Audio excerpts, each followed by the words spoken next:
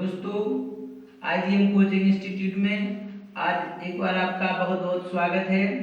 इस वीडियो में हम मासा और लासा के बारे में बताएंगे। तो मासा और लासा से कोई किसी भी कंपटीशन एग्जाम में पूछा जाता है, चाहे वो SSC हो, रेलवे हो, बैंकिंग हो, कोई भी कंपटीशन एग्जाम हो उसमें अवश्य ही पूछा जाता है। तो आइए हम सबसे पहले मासा के बारे में बात करेंगे। तो मासा ज्ञात करने की विधि, पहले तो हम ये जान लेते हैं कि मासा है क्या।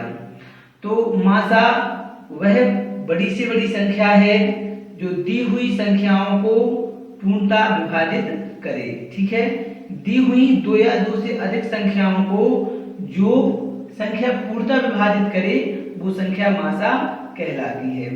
जैसे कि आज हम तो आपके लिए बताते हैं, जैसे कोई दो संख्याएं ले लेते हैं, एक 12 ले लेते हैं और एक 18 ले लेते हैं। ठीक है, तो 12 और 18 का हमें मासा निकालना है। तो सबसे पहले हम ये देखेंगे कि इसके फैक्टर देखेंगे, यानी वो संख्या देखेंगे जो 12 को भी काट रही हो और 18 को भी काट रही हो। तो देखो, जैसे यहाँ पर एक है, एक से भी 12 कट रहे हैं, 18 कट रहे हैं, दो से भी 12 कट रहे हैं और 18 कट रहे हैं, 3 से भी 12 कट रहे हैं, 18 कट रहे हैं और 6 से भी कट रहे हैं। तो यहाँ पर हमें बड़ी से बड़ी संख्या लेनी है।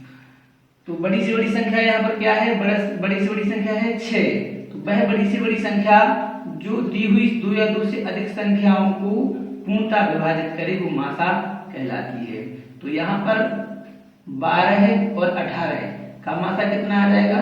6 आ जाएगा। ठीक है, तो ये तो भी साधारण तरीका से। तो अब देख लेते हैं कि ये हमारा सही है या नहीं है। तो इसकी हम विधि द्वारा इसको हल करके देखेंगे। तो सबसे पहले मासा को ज्ञात करने की दो विधियां होती हैं, एक होती है भाग विधि और एक होती है गुणनखंड विधि। तो सबसे पहले देखेंगे हम भाग विधि से।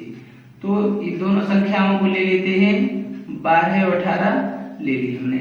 तो सबसे पहले हम क्या करेंगे, इनका भाग देंगे, यानी छोटी संख्या का भाग देंगे बड़ी संख्या में देंगे। ठीक है, तो इसको हम भाग देंगे। तो 12 का भाग देंगे तो 12 एकम 12 आ गए। कितना बचा यहाँ पर? 6 बचा हुआ है। तो 6 का भाग दी हुई संख्या क्या है? 12 से भाग दिया था अभी हमने, तो जो शेष बचा हुआ है वो उसका भाग हम 12 में देंगे। ठीक है, इस संख्या में देंगे। तो 6 दूनी 12, सॉरी 6 दूनी 12। तो यहाँ पर 6 से पूर्णतः कट रही है, तो हमारा जो मासा माना जाएगा वो मासा क्या माना जाएगा? 12 और 18 का मासा 6 माना जाएगा। उस संख्या को लेते हैं जो संख्या पूर्णतः काट दे।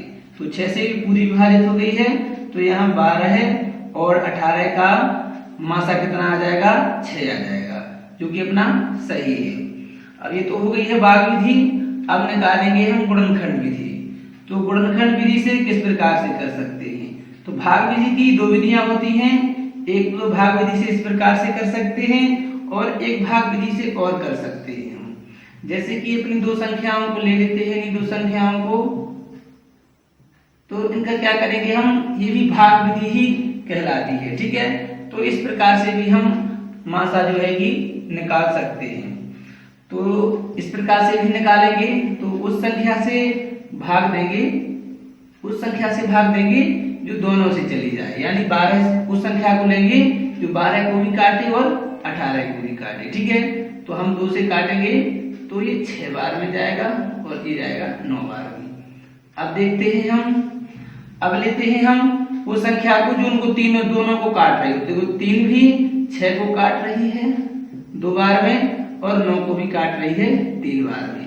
अब कोई भी संख्या इन दोनों को नहीं काट रही है, एक संख्या से ये दोनों संख्याएं नहीं कट रही हैं, तो हम इनको छोड़ देते हैं, वो संख्या ले लेते हैं जिस संख्या से ये दोनों संख्याएं कट रही हों। तो यहाँ से 2 से भी कटी हैं दोनों संख्याएं और 3 से भी कटी हुई हैं। तो अपना जो मासा दिया हुआ है वो कितना आ जाएगा?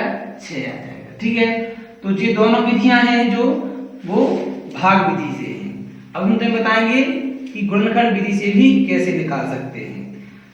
तो भाग विधि से भी निकाल सकते हैं और गुणनखंड विधि से भी निकाल सकते हैं। अब जिसको इस प्रकार से अच्छा लगे, ऐसा निकालना जैसे अच्छा लगे भाग विधि से, वो ऐसे भी निकाल सकता है, और जिसको इस विधि से अच्छा लगे, सरल लगे, वो इस विधि से भी निकाल सकता है। ठीक है, अब जानेंगे हम गुणनखंड विधि से किस प्रकार से निकालें। अब हम मासा को गुणनखंड विधि से निकालेंगे। किस प्रकार से निकालते हैं हम, जैसे दो संख्या ले लेते हैं हम, जैसे अभी चल रहे लिए हैं 12 और 18 लिए हैं, तो इसको गुणनखंड विधि से भी हम निकाल सकते हैं। तो क्या करेंगे, सबसे पहले जो 12 लिया हुआ है इस 12 के फैक्टर निकालेंगे और 18 के भी अलग फैक्टर निकालेंगे। ठीक है, तो 12 के कितने फैक्टर होते हैं, 12 को फैक्टर करेंगे तो 1 आ जाएगा और 2 आ जाएगा और 2 आ जाएगा और 3 आ जाएगा। जी 12 के फैक्टर बनेंगे, तो 18 के फैक्टर कितने बनेंगे, 1 बनेगा, 2 बनेंगे, 3 बनेंगे और 3 बनेंगे। तो हमने पहले 12 के फैक्टर निकाल लिए और फिर दूसरी संख्या दी गई है 18, तो हमने 18 के फैक्टर निकाल लिए। ठीक है, अब हमें इनका क्या निकालना है, मासा। तो किस प्रकार से निकालेंगे मासा, तो मासा में हमें वे संख्याएं लेना है जो दोनों में मिल रही हो, यानी इसमें भी मिलना चाहिए और इसमें भी मिलना चाहिए। तो यहाँ देखेंगे जो 2 है, 2 या इसमें भी ऊपर की संख्या, इसमें ऊपर गुणनखंड में भी मिल रहा है 2 और नीचे के भी मिल रहा है, तो 2 इसमें ले लेंगे और यहाँ पर 3 ले लेंगे, 3 ऊपर भी मिल रहा है और नीचे के भी मिल रहा है, तो यहाँ भी कितना ले लेंगे हम, 3 ले लेंगे। अब यहाँ पर कोई भी संख्या है जो दोनों में एक सी नहीं मिल रही है, तो अपना क्या आ जाएगा मासा, 6। तो यहाँ 1 भी कॉमन मिल रहा है, तो लेकिन 1 का कोई महत्व नहीं होता है, अगर 1 लिखेंगे तो भी आंसर वही आएगा। ठीक है, तो अपना मासा कितना हुआ, 6 हुआ। तो अब जानेंगे हम मासा और लासा के अंतर्गत कि जो मासा से साधारण सवाल बनते हैं वो किस प्रकार बनते हैं। तो इन जो अभी वीडियो बताई है और जो अभी वीडियो बता रहे हैं, इसमें हम तो मासा से साधारण सवाल बता रहे हैं, लेकिन जब इसके बाद वीडियो बताएंगे तो उसमें हम टेस्ट सीरीज लेंगे जिसमें वही सवाल बताए जाएंगे जो कि किसी ना किसी कंपटीशन एग्जाम में पूछे गए हैं। तो अभी तो हम साधारण जानेंगे, तो देखते हैं सवाल जो है, वह बड़ी से बड़ी संख्या ज्ञात कीजिए जो 24, 60 और 84 को पूरी पूरी विभाजित करे। यानी कि हमें वो बड़ी से बड़ी संख्या लेना है कि जो संख्या लेंगे वो 24 को भी पूरा विभाजित करे, 60 को भी पूरा विभाजित करे और 84 को पूरा विभाजित करे। तो बड़ी से बड़ी संख्या देखते हैं हम। ध्यान हमें इतना रखना है कि जब बड़ी से बड़ी संख्या पूछा जाए कि वह बड़ी से बड़ी संख्या ज्ञात कीजिए, तो ऐसी कंडीशन में हमें मासा निकालना पड़ता है। जैसे कि यहाँ पर दी संख्याएं दी हुई हैं, ले लेते हैं। संख्याएं दी है 24, 60 और 84।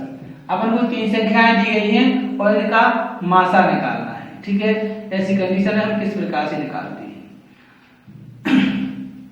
तो आइए हम निकालते हैं। तो हमें सबसे पहले छोटी छोटी संख्या से काटना है।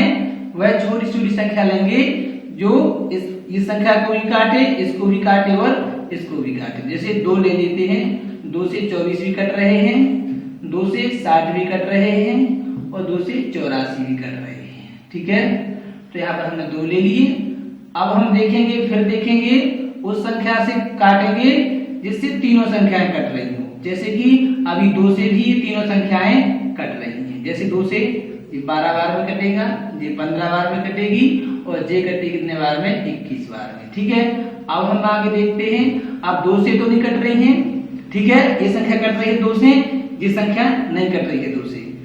तो हम क्या करेंगे, 3 और ले लेंगे, क्योंकि 3 से 6 भी कट रहे हैं, 3 से 15 भी कट रहे हैं और 3 से 21 भी कट रहे हैं। ठीक है, तो 3 से और डिवाइड कर लेंगे, 3 से और काट लेते हैं। 3 दूनी 6, 3 5 15 और 30 आते 21। ठीक है, अब देखिए यहाँ पर अब कोई संख्या ऐसी संख्या नहीं है, एक संख्या जो है वो इन तीनों को नहीं काट रही है, एक संख्या से तीनों संख्याएं नहीं कट रही है। तो ऐसी कंडीशन में क्या करेंगे, हम इनको इतना ही छोड़ देंगे। ठीक है, इसके पहले अब करते हैं। तो अपने जो 24 है, 60 है और 84 है, इसका जो मासा निकालना है वो किस प्रकार से निकलेगा। इनका मासा निकालेंगे तो जो संख्या उन संख्याओं को लिखें, संख्याओं को हम गुणा में लिख लेंगे। ठीक है, तो 2 2 और 3। ठीक है, 2 दूनी 4 हुए और यहाँ पर कितने आ गए हैं 12।